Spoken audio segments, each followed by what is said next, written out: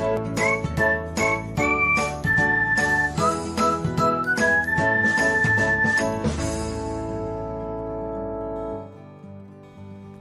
everyone, welcome back to another episode of Technologyglance.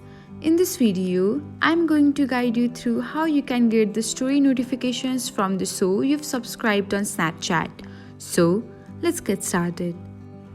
Watch till the end and don't forget to subscribe to Technologyglance by hitting the subscribe button and press the bell icon so that you'll never miss another update.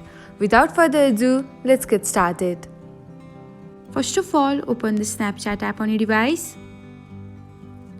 Now, tap on the little friends icon. After that, select the magnifying button. Now, scroll until you can find the Watch a Show section. And then open the show you've subscribed to. After that, tap on the little three dot icon. Now, toggle on the button beside the story notifications. Finally, tap on the done button. And that's it. Thanks for watching. If you found this guide helpful, we'll love it if you hit the thumbs up button below. We upload great new tech tutorials like this one every day. So, don't forget to subscribe to our channel and hit the bell icon to get an update as soon as we post a video.